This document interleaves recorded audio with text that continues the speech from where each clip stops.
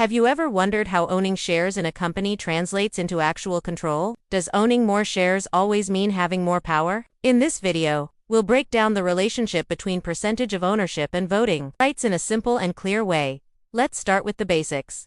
When you own shares in a company, you own a percentage of that company. This is called your ownership stake. For example, if you own 10% of a company, you technically own 10% of its value. Now, let's talk about voting rights. Voting rights give shareholders the ability to influence important decisions like electing the board of directors, approving major transactions, or making changes to company policies. In many companies, especially smaller or private ones, the relationship is straightforward. One share equals one vote. This means if you own 10% of the shares, you usually have 10% of the voting power. But things get more interesting as we go deeper. Let's look at different levels of ownership and what they typically mean in terms of control. If you own around 10%, you are still a minority shareholder, but you now have meaningful influence. At this level, you may be able to raise concerns or propose ideas, influence discussions with management, gain visibility, and sometimes a board seat. In smaller companies, if you own less than 50%, you are considered a minority shareholder. You have influence, but you don't control the company. Decisions can still be made without your approval if others hold more combined voting power. If you reach around 35% ownership, you gain what is often called a blocking stake. This is very powerful.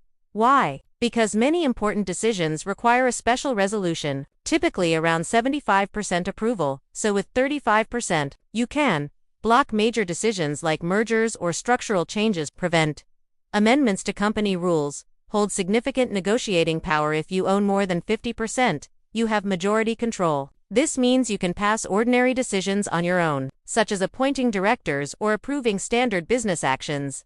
If your ownership goes even higher, say 75% or more, you gain supermajority control. This allows you to change the company's constitution, approve mergers or acquisitions, make major strategic decisions without needing others. But here's the twist: ownership and voting power are not always the same.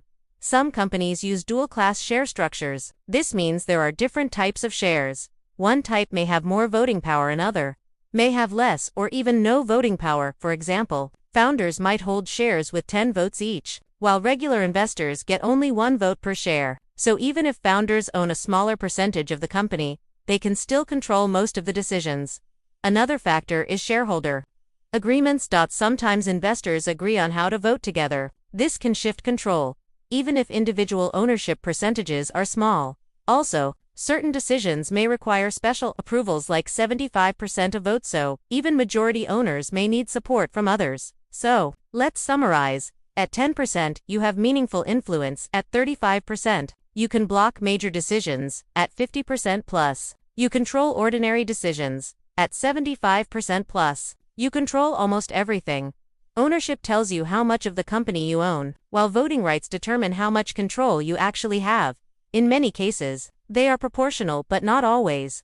Understanding this relationship is crucial if you're investing, starting a company, or analyzing how businesses are controlled. If you found this helpful, don't forget to like, subscribe, and hit the notification bell for more simple explanations of business concepts. See you in the next video.